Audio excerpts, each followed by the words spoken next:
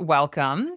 We have surprises all around here. So I have a co-host today because Gio is at a Tuesday afternoon wedding, as one would expect.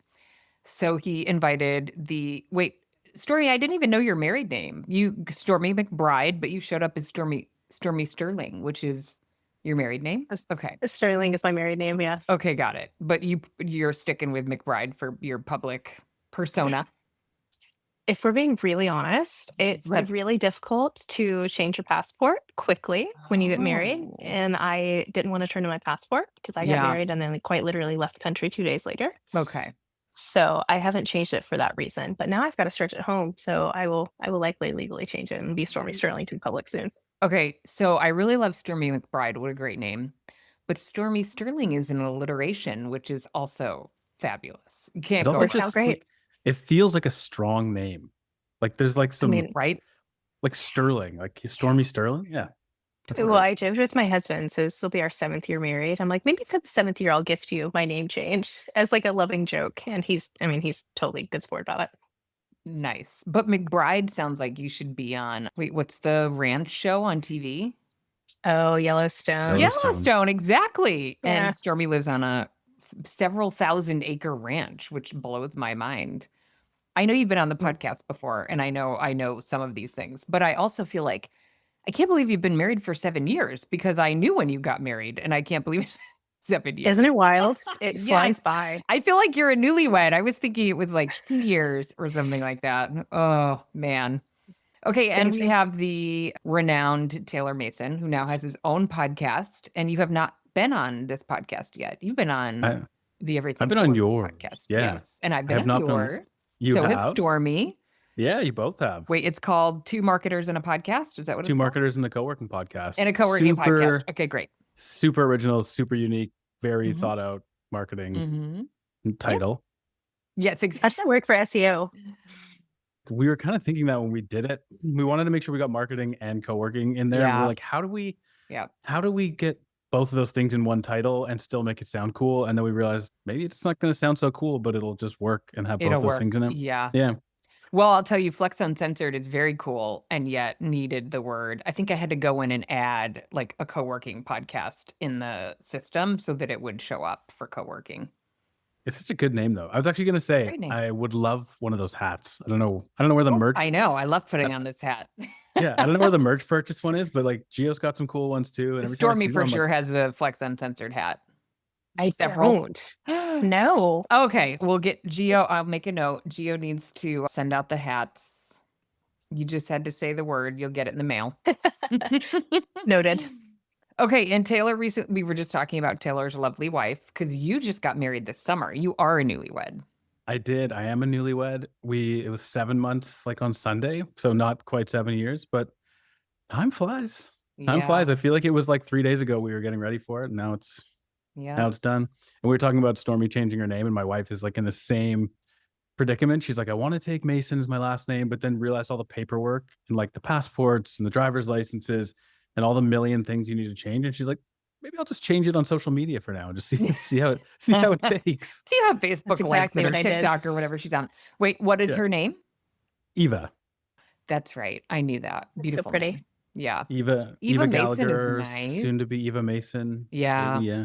Okay. But we both have two middle names too. So we were like, should she be Eva Georgia Wilson Gallagher Mason, or is that just like too much? That's a mouthful. Yeah. And then like with kids, like do you hyphenate? How do you do that? The name thing is a thing. You know what? So we live in the Bay Area, which is very like a total melting pot. And I run our local soccer league. So I'm constantly having to go in and like find like players and parents. And it is like very common that the family has all sorts of different names. Like the kids don't have the same last name as usually the mom. Usually the mom has like some other name. It's kind of surprises me, but here it's very common. Maybe they just didn't feel like doing the passport paperwork. Yeah. Seems like a heavy lift.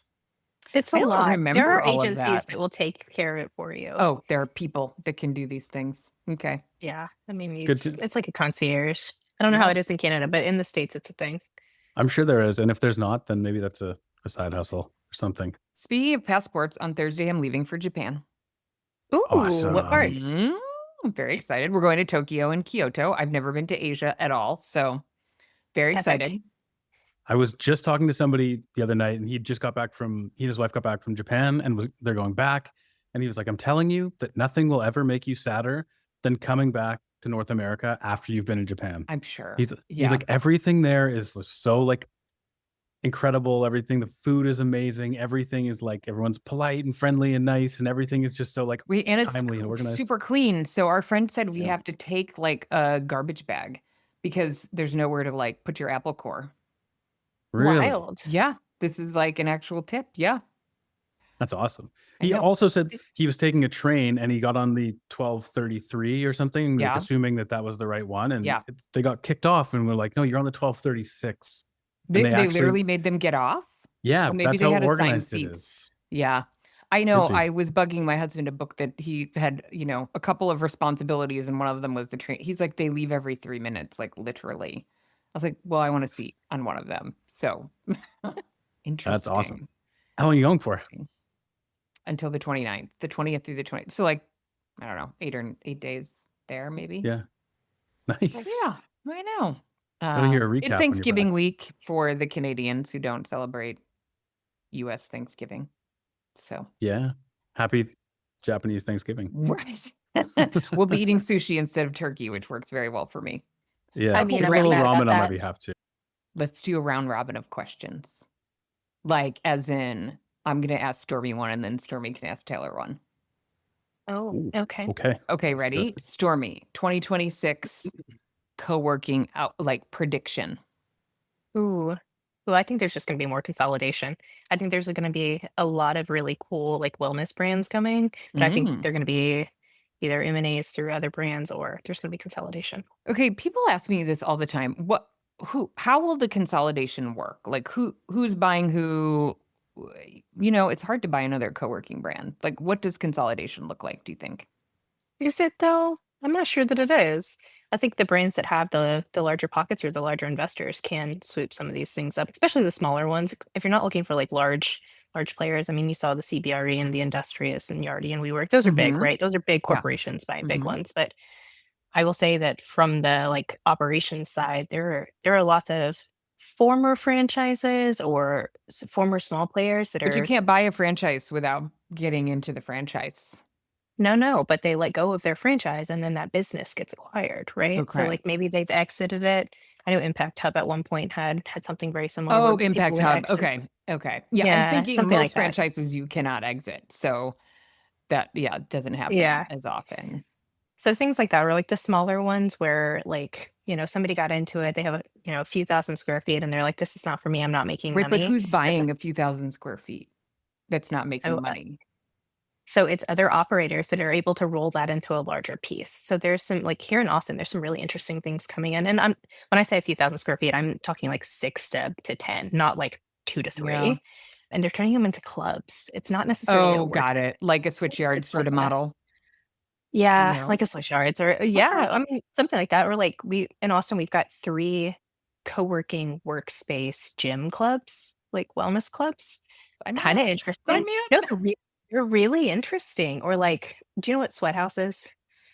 So, it's like a sauna, cold plunge, wellness club We have none situation. of those, Nice. which blows my mind. Really? Because Northern California should be literally just, they That should be feels on like every y'all's block. type of crunchy. Right? Yeah. Totally. Yeah. I could see it Yeah. being like in Austin, Dallas. Yeah. Okay. So that kind of stuff, like Ooh. I think that kind of stuff is where like people who had necessarily smaller spaces are getting pulled in, or like spaces with actual like I would say traditional portfolios that have the offices or the anchor tenants are adding that on as like an amenity space or an additional space to their members. Yeah. Okay. Interesting. Yeah. I'm very surprised about the hot cold plunge thing in Northern California. I would have thought that was going to be like all over the place. Everywhere. Now I'm looking it up to see. There we go. Daily. Okay. There's one not that far away. 20 minutes. Do y'all have like some things there?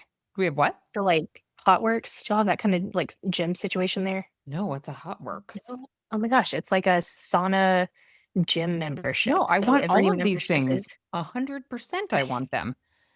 This Hotworks. blows my mind because I feel like Hotworks, WORX. We do It's have like one. Okay, it's still like 20-ish minutes away. So that's why I didn't know it existed. Okay, so they're coming. Somebody must be, it's a franchise, I'm guessing. So somebody must yeah. be starting to build the area. Okay, good. We Yeah. get nothing Yeah. up here in Canada. I feel like we're being shortchanged here. Like we got none of these cool things.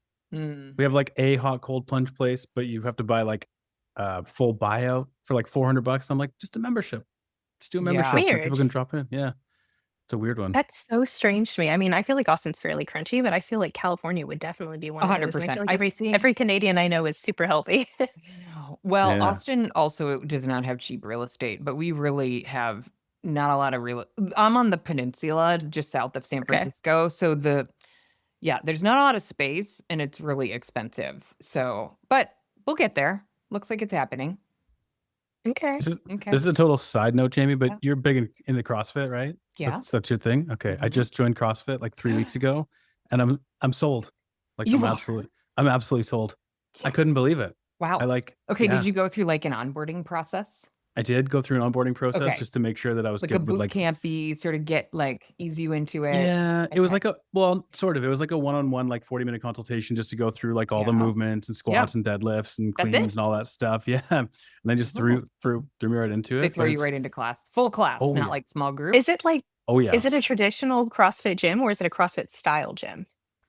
It's okay. So I would say it's definitely like, I don't know. Cause like maybe Jamie can tell me this, right? Like I always thought CrossFit was more like one rep max sort of thing. Like you're pushing as hard as you can. This is almost more like, it's more like you get your workouts assigned and it's timed or whatever, like you're doing your AMRAPs, but it's more like self-directed. Like sometimes you're in team workouts, sometimes you're just like, it's just you and your bar for deadlifts and a rower kind of thing. So I don't know if that's traditional CrossFit or not. Totally. Yeah.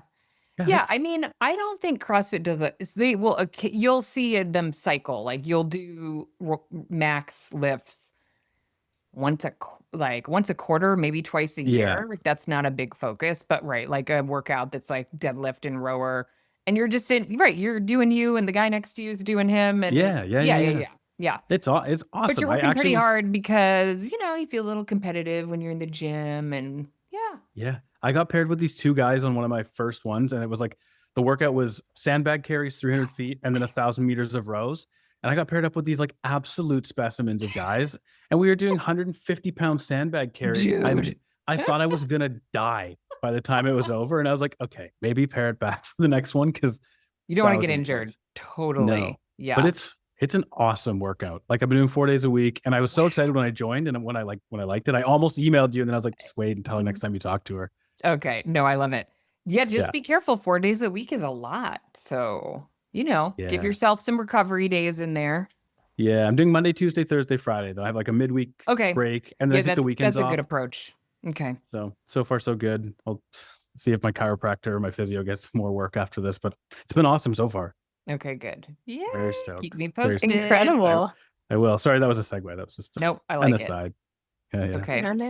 Stormy, all right, I'll get us. Yeah, get us back on track. I want to know what your hot take on marketing is these days. Ooh, I have a couple. Actual hot take. I have a couple. Well, first and foremost, I think my big hot take, even though I'm using it constantly, I hate AI. I really don't like it. I really like. I don't know if it's a net positive, like in the big picture of things right now, and I often feel like a little conflicted about the having to adopt and embrace it. I really like. I don't love it. Part of me is like, God, I wish we were back in like 2021 before it kind of like emerged on the scene. I feel like it's overutilized. Post-COVID, pre-AI, you want to go back to that little bubble? There was just like a sweet spot there. Like there was such a sweet spot. Like I kind of like, I feel like it's made a lot of people kind of like lazier in a lot of ways with marketing. Like it's taken a lot of that like spirit and thought away from it. Yeah. On the plus That's a good side, hot take. Like, yeah, I like that. But on the plus side, like it makes my work easier and faster. And I think it also like democratizes the ability to do at least like my facet of marketing for other people. Like I'm building out a course so that I can offer it to somebody who like can't hire somebody full time, but just wants to like use the tools. So I think like In a lot of ways, it kind of sucks, but in some ways, it's great because if you know how to use it, then it actually opens up like a world of possibilities for you when you might not have had them otherwise. But generally speaking, I'm like, I don't know. I'm not sold. I'm kind of mad that I have to do it, but I do it anyway because I got to do it. Mad about it. Okay. Okay. You said it to your specific like form of marketing. What do you consider your specific form of marketing? So content marketing specifically, I mean, I think AI for now applies more to like written work, like crafting blog posts, website copy, marketing emails. Like I'm definitely pushing a lot more in terms of video and all those kind of things. And like I think video and imagery are still things that are really hard to get right with AI. So I don't think that's kind of like democratized yet, if you will. But I think as far as like just creating a basic content ecosystem of blogs and emails and web copy and social media and stuff like that, like if you have even like a rough framework in place and you know what your brand is and you can train it the right way, then you can kind of get that going, which is pretty fundamental. You can get that going pretty easily without having to like outsource or be an absolute expert in what you're doing. So yeah, that was a long-winded answer to your question. Okay, sorry, Jamie. I have one more question. I'll leave. No, go for it. We're uncensored. You can do whatever you want, Stormy. Don't give me that license. You don't want that. And now I've lost it. What were we saying? Something. Oh, how important is a blog to an actual website or your SEO or your content marketing? Because like I hear conflicting opinions based off of different sources. I'm gonna leave it at that. Yeah, I mean, I think it's like SEO is not going anywhere. It's just changing. I think like I look at your blog as like it's like an anchor. It's like a place where you can house different formats of content and then, you know, repurpose it into other vessels. I think it's still good to have. I think it's easy to do one badly. That's kind of like a waste of time where you're not doing anything original. You're not doing anything interesting. As far as SEO, it's still important. As far as like GEO, which we kind of talked about at GWA, I think that's a whole other can of worms because then you have to have like a blog and then it pulls from your social media and then it pulls from your website and it pulls from what other people are saying about you. So maybe it's taking a smaller role in the big scheme of things. But like if you're just starting with doing some content, have a blog, it is good for SEO if you're focusing on the right stuff. So yeah. It's always a question that people ask, like, do I need a blog? Like, no, you don't necessarily, but it shows activity and it gives you a place to kind of like consolidate ideas and stuff like that. It's like a central thing. So I still think you should go for it. All right. Yeah. Yeah. I don't know. It's always evolving. It's like it's ever evolving. Who knows? Talk to me in 5 years and we'll see what that looks like. But I feel like it's useful when I think it's hard because a lot of operators maybe don't know. I mean, I think content is so challenging. I remember when I first started as an operator, I just had no concept as to like what to talk about. What does anybody care about? It's much easier in my role now. But for operators who have want to focus on things like building their mail program, like using blogs to share some of that content and be educational. And also I have to think the keywords help and it's localized, and so I'm pro for helping operators figure out kind of how to have a content marketing plan around something specific that they want to grow. And I think that's Taylor why like AI is hard, because you have to know like what's the framework, and then how do I write something that's meaningful. I think it comes down to like knowing your audience, and like so we're talking about just operators, but there's also like if you're an operator looking to sell management agreements and you're looking to reach landlords, or if you're like a service provider, like if you offer digital mail, like your blog is a great place to showcase case studies and expertise and things like that in a way that they're always accessible. So like no matter what you're doing, it all just comes down to like who's your audience, what are they interested in, can you create something that's relevant to them. Same with any kind of content. Like if your social media is not relevant to your audience, then they're not going to pay attention. So I think it all just comes down to that awareness of like who you are, who you're for, what do people want to hear about, and then providing it. But, yeah. Okay. Thank you. Taylor, you're the guest, but would you like to pose a question? Yeah. Okay. So I was like trying to rack my brain to not botch this. But so you got a pretty like Jim, you got a high level view of the industry and everything that's happening in it. Is there anything that you think operators should be aware of or thinking of so they don't get blindsided by it in 2026? Like are there things that if you're not on the lookout for it, you're gonna get caught off guard by it? Are there anything? Such a good question. Totally. I mean, I think Stormy has a similar kind of great macro view. So Stormy, you should answer this too. I loved your wellness theme, and I hope we see more of that. I think it's really, I talked about this a little bit at the conference, like this idea of radical responsiveness, like being available and having the technology in place, as much as we don't like AI, maybe for content marketing, because it's, I don't know, maybe it's not great, it's not authentic, it's not very well thought through. I think the AI tools around like the AI chat assistant and AI voice are really important to our industry. I mean, I see it all the time with the groups that I work with, and I'm like in their CRMs and I can see what's happening. It's pretty incredible, and it creates value for the end user and for the operator. And I think this is one of those examples where if you don't adopt it, you're just behind, whether you want to or not. Oh, it's Storm either has a hot take or No, I think that like aligns. I think here's the thing. I don't want to say smaller operators, the operators that don't know how to run their operations with KPIs and actually use their dashboards and metrics. AI is empowering those who do to take it to the next level. So if you weren't already at the base level, you're now 2 levels behind.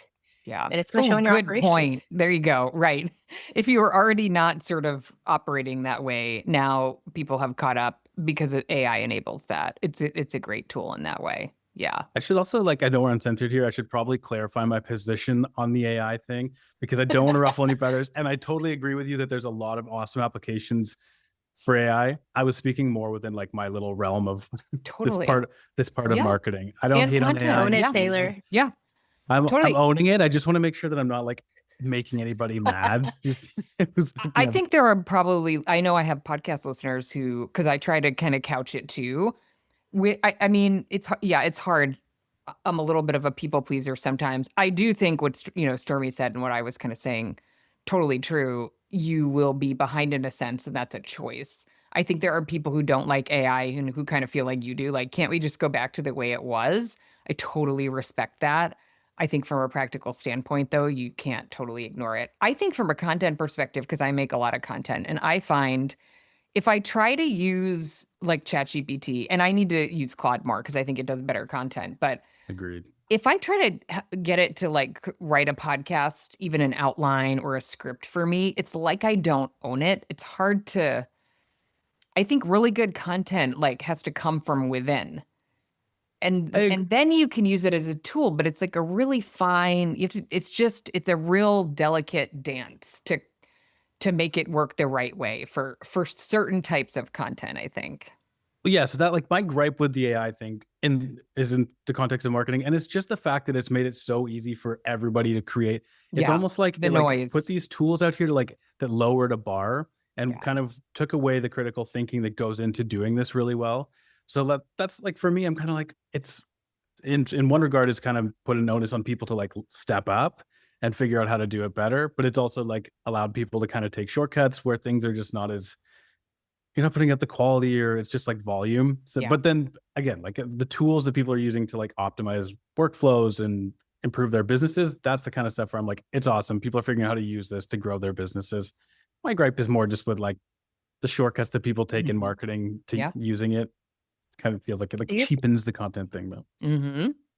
Do you think this is going to like separate the level of like artisans versus just like mass communications? Yeah, totally. Like I think about it like once everybody has a level playing field, like once everybody has kind of accessed the same tools in the same ways, then what's going to make anybody stand out? And I guess that's probably where things are going to come full circle, right? Like if everybody has the same tools and can use them in the same ways, then sooner or later you're gonna have to figure out like, okay, what do I do now to make this better than everybody else who has access to the same tools? So might be like a little bit of a gap period here where like everybody's like, perfect, I can use ChatGPT to do like everything for my marketing. And then eventually everybody's gonna have the same playing field. And then people will be like, oh, there's nothing unique and I got to figure out how to optimize or improve this process. You know what I mean? Wait, I have a hot take since we all have like somewhat similar roles in that we're right now not operators and we're serving operators. Stormy's in an in-between phase. We'll see what Stormy does next. But I think consumers are not that discerning. And I think Yeah. I think probably the three of us have created over the course of our lives very, very strong content that's very, very useful for operators. And I think I'm not sure the typical audience member can tell the difference necessarily, because there are lots of other vendors in the space who are creating like volumes of content, and it's not very good, and they were never an operator, and they, some software a bit like people I like lost my stuff on a writer. She probably was hired from Upwork, and this was before ChatGPT, but she wrote this blog post about childcare and co-working and like all the reasons why it's a great idea. And I was so angry because the average consumer would just buy what she's selling, right? Yeah, I totally want to do childcare. Thank you for telling me the 10 reasons that I should do it. And actually, there are like 679 reasons why it's very hard to make Yeah. it work. And you should really know what you're getting into before you do it. And I wrote her back and I was like, this is irresponsible. I can't believe, you would write this content. You don't have any, basis for saying these things. She's just like Googling and making stuff up. And I think the challenge is that if you don't, like, we know, so we know good content when we see it, but I think a lot of people, I mean, in co-working and not, don't know. And so I think it's dangerous. I I think worry that's the that, hard part about AI, right. right? How you discern education Yeah. and authority from Mm-hmm. the masses Mm-hmm. when it all looks the same now. Yeah. Well, I also worry like about that. it all comes from it's coming from other people's thoughts and opinions that are out there that are maybe right or maybe wrong. And if you're not like giving it guidance or giving it a unique perspective, then it's just pulling little tidbits of other people's ideas that may be like contradictory or maybe inaccurate and just bundling them all together and being like, here, this is fact. And this is like, it's kind of like plagiarizing in a way, but it's also like it's like Googling without the verification of like you're actually reading something and making a judgment call on it. It's kind of just like pulling it together and you're like, yeah, sweet, looks good. But It's like theoretical versus practical knowledge. Like at some point, you as the consumer have to be the discerning factor on like who are you taking your information from? Like where are you getting it? Are they an actual authority source? And maybe they are, maybe they aren't. I feel like you've got to choose on your own. I know. yeah. Right, exactly. It's right. In the end, it's their responsibility to decide. I know.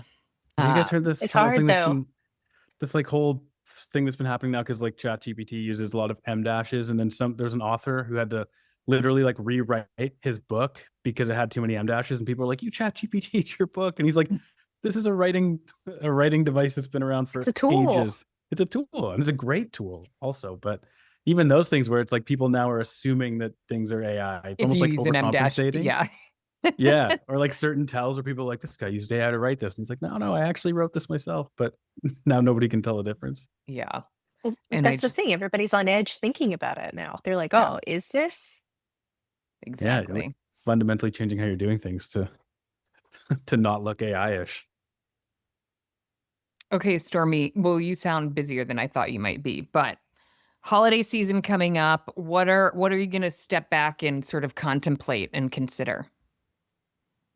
Ooh, Mm. Personal or professional? Could be either one. yeah. I like I this question. mean, yeah, way to start with me. Thank you. Appreciate that. No pressure. I mean, I feel like so many things like have changed in my life in the last 2 months, and like a lot of this will come out in the next couple of months. Like Okay. y'all will see it. It'll be public. I'm not to be like, hey, big things coming, but I feel like now is like such an incredible time for me because I have had a job, a full-time job since I was 16, and I am not in my 20s anymore. So it's really nice to have that kind of introspection and time for a break. So I think I'm just gonna honestly ponder a little bit of the stillness and the silence.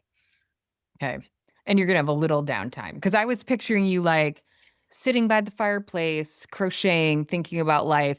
But no, you're planning events and it's 82. So you're degrees. I yeah, I mean, if we have holiday events, we organize the city parade and they're like holiday markets and things. So Wait, the I'm city I'm has what, deep like a holiday parade? What parade? yeah.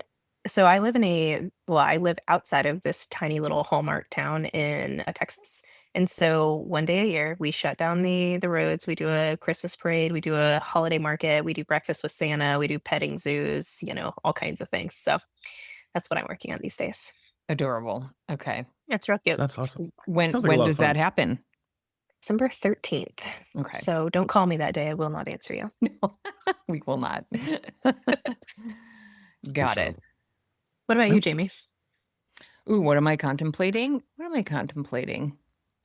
I mean, many things all the time, like you just said.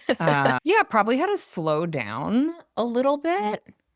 This may be typical. You guys don't have kids, but my 14-year-old said to me the other day, it doesn't look like very much fun to be a grown-up. And I think she said this because, like, we're busy, we just have a lot of stuff. And sometimes it gets a little stressful to have so much stuff. And you realize, like, oh, we chose this. Like, we're doing this to ourselves. Like the pace of life and the like running from one thing to another. And I was probably impatient with her about like she forgot something or, and it's like, well, we just, why are we doing this? We get, slow down, think about what's important. And also just how to avoid like the societal pressures to be nonstop all the time. So that's a hard one in the US. Totally really hard. Yeah. North American and probably culture it's all across North America. Like I realized when you go to Europe, like when we were in Italy, it's not like that. Like in the south of Italy, it's 2-hour lunches. Yeah, live first, work second. Have a glass of wine at lunch. Yeah, like have a nap. Yeah. But everybody just really values their like family time, their quiet time a little bit more. And here it's hard. Like our whole culture is kind of built on hustle. And obviously to be entrepreneurial, you need to hustle. Yeah. And there's part of you that loves it, but then to your point of what you're contemplating, like there's got to be the other side of that where you go like, hey, it's cool. Yeah. Chill out for a sec. Exactly. I was just talking with Kat Johnson and her lab group earlier. I think it was last week. We were talking about like village societies, how we used to be a village society and everything was slower because it was like you walk to your neighbors and like the way we got information was through like word of mouth or through paper and things. And it was just such a different lifestyle. And like community centers, like what we would consider co-working now, community centers were really like how people gathered and how people did life. They gave resources, they gave knowledge, they grieved together, they did all the things, but it was more of a like a group mentality rather than an I mentality. Totally. And we just don't have that. We don't. I was going to say, I think there may be other cultures who still do. We're so far from it. Like everybody in their individual suburban houses, but then like, do you even know your neighbors? And my daughter knocked her volleyball over our back fence and we had to go leave a note for the neighbor. I mean, I don't know them at all. And I realized like they're just over the fence and I've never talked to them. Yeah. Wild. Yeah. But I will never probably go back to that, but it's such an interesting. Yeah. And I think people who start co-working spaces sort of yearn for that in a sense.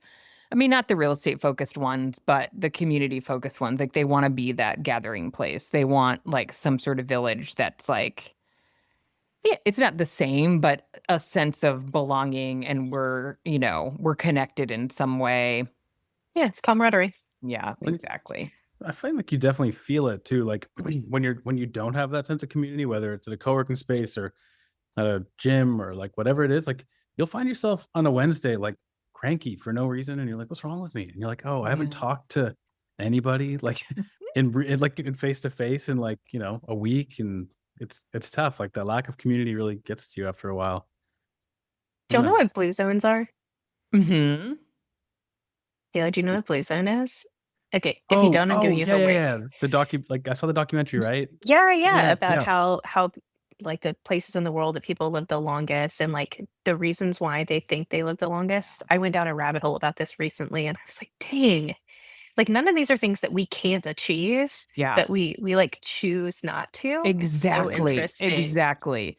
It's that choice of like, and I mean, and even from a health perspective, exactly from a health, I mean, that's really what that's about, right? There's mental health and physical health components of that. It's like walking places and I'm trying to remember some of the other things. And also just like separating happiness from material things, like those cultures, like it's like their happiness is grounded in not those things. It's like relationships and feeling documentary purpose. Happy will change your life. and how happy. they interact with other generations and the meaning that people, and purpose that, yes, all that stuff is so good. Yeah. I honestly have a thought of like every 6 months, we're like, hey, should we just like pack up everything and go buy like a little place in Spain or in Italy on the coast and just like pay for it in cash because it doesn't cost anything and you work just enough to like cover your expenses and you have a little village where you'll go get all your stuff. And then we're like, that'd probably be hard to do. But then every 6 months it comes back and you're like, maybe. You should do it before you have kids. There's like an influencer that is online right now that her whole her whole content marketing thing is the dichotomy of soft life versus like full life. It's super interesting. Wait, what? You have to send that to me. I'm interested in that. I'll send it to you. Okay. That's definitely like we talk about that a lot in terms of kids. Like we want to make sure that once we have a kid, we want to take them places, show them the world, like help them get a bigger perspective on things and other people, but also different cultures and other opportunities for how to live. So it's definitely like see that on Instagram a lot. I'm like, you travel with your kids, you go live places. I'm like, that's cool. Probably harder than it looks, but it's totally harder because mostly they're gonna like be in club soccer and you're gonna spend all your time and money going to tournaments and you'll all of a sudden realize your whole life looks nothing like you thought it would. Just saying. Jamie speaking from experience. You said your daughter was 14. I'm like, I swear she's 8. How did this happen? That's wild. It's totally wild. Yeah. Your daughter's 8. You've been married. You're just a newlywed. Something happened in the last 7 years, guys. Yeah. Our industry it's so neat though, because you meet so many people through the industry where it's like, yeah, we met a few years ago, and you're like, well, a few years ago was a decade ago. But okay, that's great. Yeah. I'm glad you're having fun. Taylor, how did you get into co-working? I don't think I actually know that story. It's Kevin's fault. Kevin Whelan's fault. This is a crazy story. You know Kevin Whelan, right? I love Kevin. Okay. Yeah. Yeah. So Kevin and I were like, Oh, you were on their podcast, so of course you know Kevin. Yeah. Me and Kevin didn't know him at all. He lived like 2 hours. Maybe he lived closer. Maybe I've told myself he lived 2 hours away, but it was like 6 a.m. in Toronto, in the snow, in a dog park, pitch black. Both ways. Yeah, literally, pretty much. And then so like he and I were the only 2 people there. Usually I would have had my headphones at 6 a.m. with my coffee and just like ignored everybody. That day I forgot my headphones. We got to talking. He's like, you seem like a marketing guy. And I was like in my PR career. And he's like, do you want to do some like writing on the side? And I was like, yes, I do. And then it actually was for IQ offices of Kane. And then like I kind of like saw that there was a possibility there. And then I quit my job to do writing. And then I joined a co-working space. And then I was like, oh yeah, this all makes sense. And then just like through that and meeting people and through Kevin just like nudging me into it, then 8 years later, here we are, which is crazy. Wait, 8 years later? Yeah, I started my company in 2017. Times are real. Okay, I say that loosely. Like I started copywriting for co-working spaces in 2017. It wasn't until like 2019 that I kind of realized like, hey, I can do like content marketing like holistically and maybe like build a business out of it. So it was like evolution. But yeah, 8 years. It's crazy. So you do some co-working adjacent work, right? You do some work for like developers, and what are you saying? Yeah. What's interesting in that realm? I'm just like I'm feeling like there's a lot of opportunity. Like Kevin and I talk a lot about like, hey, well, like this is kind of co-working adjacent. Like storage is like a big one, and like is there marketing opportunities for them? I'm also just like I'm loving all the crossover in co-working right now. Like I'm loving like the co-warehousing. I'm loving like ones that are rooted around like a golf simulator, and like when you're talking about things that are rooted around like fitness and wellness, I'm loving that. And I'm as it gets bigger, I'm like I hope I can get into working with some of those folks because it's cool to see that all like evolving. And then like residential development has been kind of an interesting one too, where I think like mixed use developments, like master plan communities are starting to like need more in terms of marketing. I'm feeling like there's going to be more opportunity for crossover with co-working in those developments, which I think will be like a cool thing too. So I feel like from working in those like tertiary industries, I'm seeing a lot of like opportunities for crossover between all the different things that I work in, which is kind of exciting. So we'll see. We shall see. What's adjacent that you want to bring to co-working? Okay, so like I think working with like residential real estate developers, for instance, like they have such a cool balance of like they have to market to like real estate professionals. They have to have like a presence for investors. And then they also have to like sell the community. And I feel like that's kind of adjacent to co-working in a sense, because like it's partly business and it's partly transactional. And then it's very community oriented too. And I feel like that could translate really well. Like I feel like co-working could lean more into like doing a little bit of both. I feel like a lot of the time it's either one or the other, but not necessarily both in tandem. So I think there's lessons from traditional or like residential real estate that could definitely come over into co-working in terms of marketing, which is I'm trying to like push that on people a little bit. We'll see how it goes. But Okay. yeah. Saunas, Stormy. I would like all the concepts that you were talking about earlier. I just want them to like have co-working or have Well, those it's so be co-working. interesting. Yeah. We have the original one here in Austin is called Collective with a K, and it's a gym, like a proper, it's CrossFit style gym. And then it's got a co-working space up front. And then there's one that just opened in Austin called Jevity that is more like holistic, like extra crunchy, like wellness club in the best way. And then there's 2 more that are opening downtown. It's kind of crazy. Yeah. Crunchy is like my new favorite thing, by the way. I've never heard that. I really Really? like it. Yeah, I seriously. mean it in a lovely way, not in a disparaging way. Like But when you like say it's like crunchy, you mean holistic. like granola?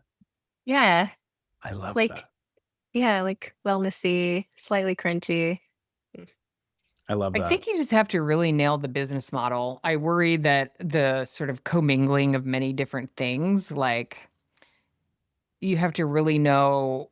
Well, you have to, right. I mean, you mentioned this earlier. Isn't it an amenity? Is the co-working an amenity, or is it Yeah. really to generate revenue? And if revenue, how much?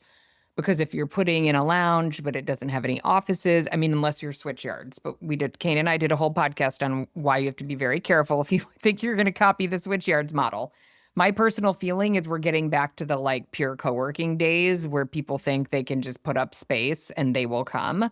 And we just know that's not true, right? I think switch yards is like very secret saucy in what they're accomplishing. I do think some of these mixed models are very compelling, more like a Have you ever been lifestyle. On the flip side of that coin, question for both of you guys. Are there any things that you think should absolutely never be blended under any circumstance? Like we're talking about some models that are compelling. Are there others where you're like, this should never happen? I think while Stormy's thinking the gym, I have worked with a number of operators where they think there's going to be a ton of crossover, like gym and workspace. And it's like they're 2 separate avatars. Yeah. You and I would probably be thrilled if we could go work out and then sit with our laptops and have a coffee and chit chat and like do our thing. But there's not very many of us. And then at some point we'd be like, well, we have to go record our podcast. We can't do that. Because those spaces usually are not totally outfitted to be optimal for working. It's like part of the time. But I love the integration of like, well, I could work out and I could sit here and hammer through some emails while, and then feel like I'm hanging out with people and then maybe I go home to do my podcast but I think people make assumptions without testing that like the two are going to sort of be equal contributors to revenue, and usually they're not. Yeah, I guess like a gym square footage, like your price per square foot or whatever you're getting is probably a lot lower than it would be in office Yeah. space. I mean, even so, maybe? I'm sort of obsessed with business models, and I listened to this podcast about like fitness models, and it's sort of like co-working in that and I've mentioned this on the podcast before, but the group classes are not like super profitable. But they're the Really? loss leader and get people in. They get people in, but I mean, my CrossFit gym, the one that I go to now, there's no small group class, there's no personal training, but that's where the margin is. Small group training is actually like Yeah. really optimal, like, 4 people in a small group where they're kind of customizing what you do together. So you still get a group experience, but it's not a room full of, and I think it's probably because there's more churn it's just not, you can't charge as much. And so there's just less margin, even though you think, oh, but there's just the cost is just one instructor, but it's also the overhead that's taking up for the time slot. So it's not super clear. I think most people get it wrong. And that and you think group classes, like, how could that not be the most profitable? But they're not. And I sort of liken that to co-working, where it's like if you only sell flex, part-time memberships, it takes a lot of $99 memberships to pay rent. Yeah. And at what point do you max out on your space at $99 a month and then reach your peak?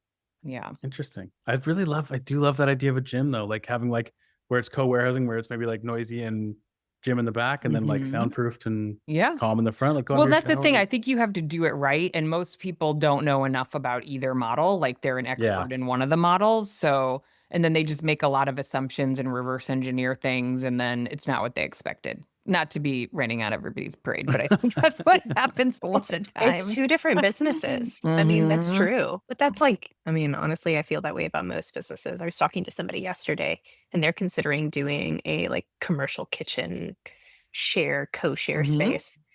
And we were talking through like all of the potential downsides to it. And I was like, do you have a market for this, or is this just like a passion project? And they were like, well, it's needed. I'm like, okay, but like, is this like a gut feeling, or like, are we like testing the water? Do you need it? No. Oh, you don't need it. Okay, great.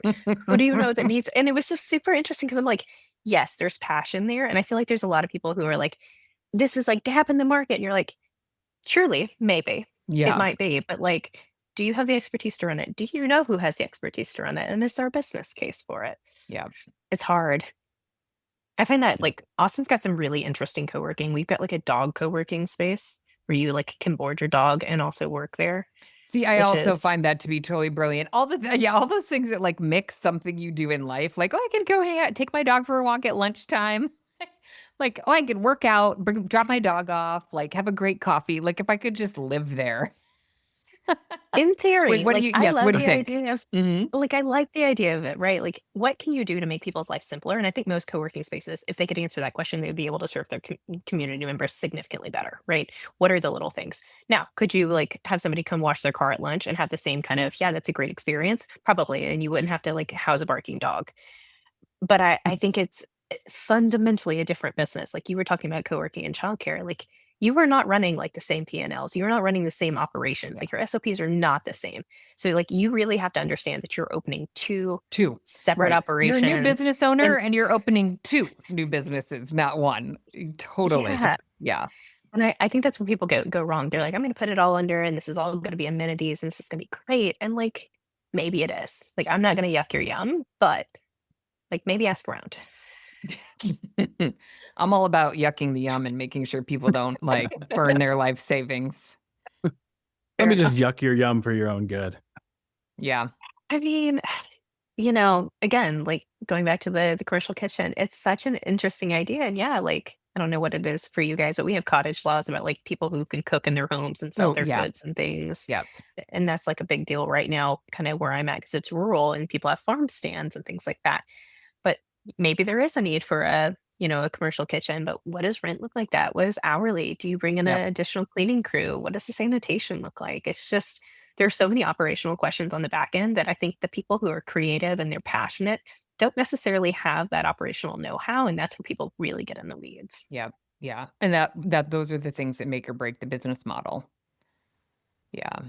Like yes, I know. I also want to like get out my Excel sheet and like make that model. That's fun. We had a cafe here before the pandemic, and the guy who owned it was a shared kitchen, but he also provided a lot of support for the business owners.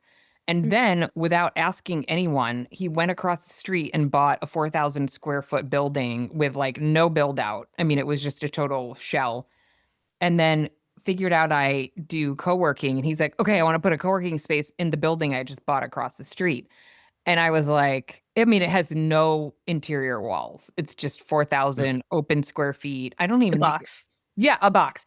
I was like, Rusty. That's the guy's name. It's not going to work. Like, or I mean, I think he told, whatever he was paid him for. I was like, you're not going to turn a profit on that. It's too small. It's too open. The amount of money, like, again, I think he thought like, oh, I'll just put in furniture and I won't have to put in any walls. And so anyway, people just, good business people just, get excited and make crazy decisions without doing the research. There's honestly, there's a 1,000 or like 2,000 square feet, maybe more, 3,000 square feet downstairs. Taylor wants to open a co-working space. Okay, well, hear me out. I was about to ask him what his craziest idea was, but I think I'm about to hear it. So let's go. Okay. So I actually started doing a little research on this because the area that we live in, it's called Deep Cove, and you kind of like have this, I don't know, like 10,000 people in this little area or whatever. But then as soon as you go to leave, it gets like you hit traffic. It can take you like an hour to drive, 20 minutes drive, and vice versa. I had a co-working space that was like, it's like a 10-minute drive without traffic away. And if you don't time it properly, it's like an hour and 20 minutes to get home. And so like at the CrossFit gym, talking to these guys who are like, I actually have an office downtown, like that I drive to because it's faster than driving there, but you're still going across bridges. And I'm like, okay, there has to be enough people to fill like a small space, even if it was just me like having it for myself. So in our build, we live in an apartment, but like in this cool little village, and downstairs there's like 3,000 or 4,000 square feet for sale. And I think it's selling for like $1.5 million. And so I was kind of like, I wonder if it's doable.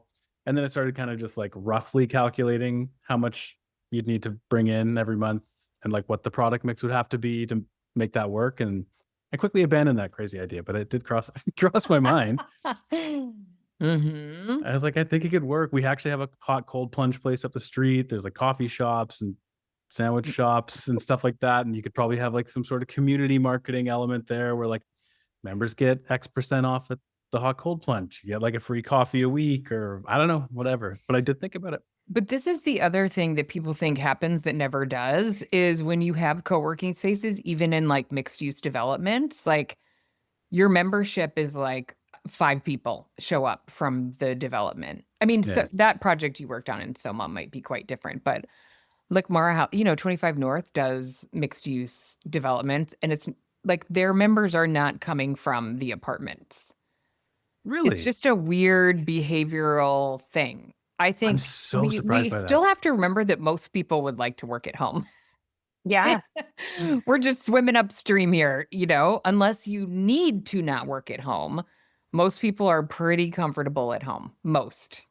True. Have y'all talked to Annie Olson from the shop? Oh, wait. Annie Wilson. Yeah, Annie Olson. Annie Olson. Yeah. I was Olson like, I was like, wait, the Annie. Yes, I know Annie pretty well. As I know the Domain Properties Group, that's who's behind their co-working space. They literally put their like buildings next to their spaces for that very reason. And I think, if I'm not wrong, that the apartment spaces don't necessarily include space for like a desk, and they don't have like a business center in them, so that they can push them to the co-working space. But I don't know what her numbers are on that. I'd be interested to know. I would, yes, we'll have to ask her. I would bet mostly not. I mean, I just hear this over and over again. People are like, I don't understand where the people from these, 1,000 apartments that are right next to me, they're in their apartments. That's so funny, because if I had it like in the building, I would definitely be there, because then you can leave there. Like, if you forget lunch, you can go cook something healthy upstairs, or if you need to run out and go to the gym or walk the dog, you can do it. Like if it was there, I totally would. And you could pop up just to record your podcast or whatever. But again, remember, if you're on Zoom calls with clients, you're probably not doing those in the open space. True.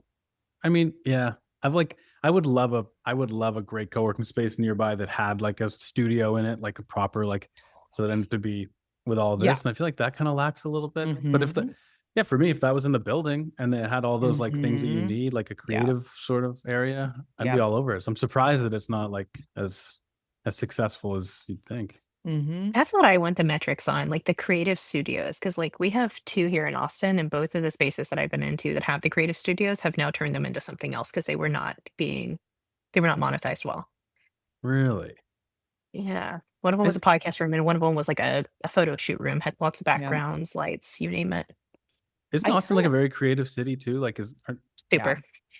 Really? But were the owners like immersed in the industry? I almost feel like you got to be really in it to attract I don't know. I would say the ownership of at least one of them was, but I'm not sure that Mhm. the community team was. And Yeah. I think that's part of it is like you've got to find your creatives. And also like if the Yeah. space is not built for creatives and you've got a creative studio inside of it, Right. not the amenity for your Exactly. people. Yeah. I think they're different to market than people think they are too. I think it's I think a lot Yeah. of people use their podcast studios as loss leaders. I think there's markets in which they probably do happen, like live. I bet Austin has some, I don't know, podcast studios that get used. It's such a major, yeah. But they're not in co-working spaces for the most part. They're They're like not. standalone, like recording Yeah. studios, which are kind of neat. Yeah. I feel like the way you market those would have to be, to your point, Jamie, like you'd have to market it like very creatively. Maybe that, like, I don't know what the marketing was like for that. Like, are you creating cool stuff in the studio and using that to market the How studio? would you Or like, market, Wheeler? Marketing well, professional? Come on. I think probably for if you were pushing like creator studios or like having a podcast room or having somewhere for photo shoots, like your marketing would have to be very much about like showcasing use cases of people in it, like the shooting of it and then the finished product, and then like having like a creators series where you're like profiling the creators in your space and showing like how they're working and what they're actually doing, like very video forward, very like like creative. I think you have to like show how it's used and show what the outcomes are so people can be like, oh wow, like yeah, this is what I need. I was searching for a videographer in New York City yesterday. I was like looking for stuff like that. Like, are there creator studios here? Like there wasn't a whole lot. If you need somebody, call me. I got you. Oh yeah, I will call you. I'll send you somebody. Okay, Depends what you're perfect. looking for, but I've got some there for you. Yeah. But is that different than any other content marketing though? Like when you really think about it, like when you're trying to get somebody to buy something, aren't you wanting to see themselves as the ICP? Yeah, but I think honestly, like I think that there's a disconnect sometimes with that. Like I think that a lot of the time people go wrong, and this isn't just the co-working, it's like in any industry, they kind of go wrong because they're disconnected from like what they're putting out into the world isn't tailored to their audience. And this comes back to why my hot take was that I don't love AI for content marketing. I like it everywhere else. But that's what I mean, right? Like it just perpetuates that same issue of like you're not paying attention to what people want, you're not creating what people want. So in theory, yeah, all of your content should be catered towards showing people how it could be to be there, but it's not always happening. So for Creator Studio, I'm like, you have the built-in people there, presumably, even if it's just a couple, work with them and yeah. Love it. Really Oh, hoping we're that hot over. take doesn't get me in Oh, trouble. it's totally not. Taylor's totally a people pleaser. Okay. We're totally over. That went fast. Okay. Let's wrap it up. Yeah, Yeah. this was fun. Okay. Thank you. Wait. Ready? Gia would be upset if we don't do something personal. Stormy, Okay. favorite holiday tradition?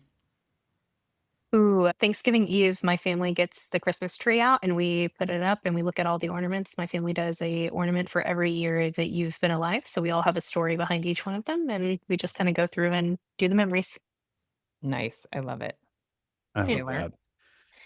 My favorite is like obviously love seeing my family on Christmas Day and stuff like that, but like having my wife and having our own little life. My favorite thing now is like just shutting it down fully on the 23rd and just like put the fireplace on, throwing some movies, have the tree up, and then she always makes mulled wine. So that's like Ooh. I feel like Nice. that really lets you know like the festive season is here. So I'm looking forward to that. And also there's a beer up here called the Granville Island Winter Ale that's like chocolatey and it's locally made and they only roll it out close to the holidays.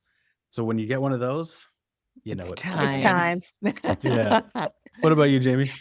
Oh gosh, I do love the holidays, so I have a lot of them. We ski on Christmas Day. Nice. Oh, Which that's I like so 'cause, fun. yeah, people, it is, I mean, kind of a privileged thing to get to do, but we do it as a family, which is really nice. And it's something we all love to do together. And it's quiet because everybody else is like at home, like, doing the Christmas thing. So yeah, we don't spend Christmas with the broader family. It's just the three of us and the dogs, and we ski and yeah, do cinnamon rolls, and we've lots of other traditions, but that's the one. I may I take a love page out of your that. book as we go forward. That is a great way to buy yourself a A ski day. little time of your own. Totally. We always did New Year, but Christmas seems like such a Mm. good one because it's quieter. It's quieter. So People will be out there with their Santa hats on and, just like everybody's in good spirits. So I love that. It's awesome. That's awesome. Okay, Stormy, thank you for popping in at the last moment and co-hosting for us, and Taylor for playing along. This was fun.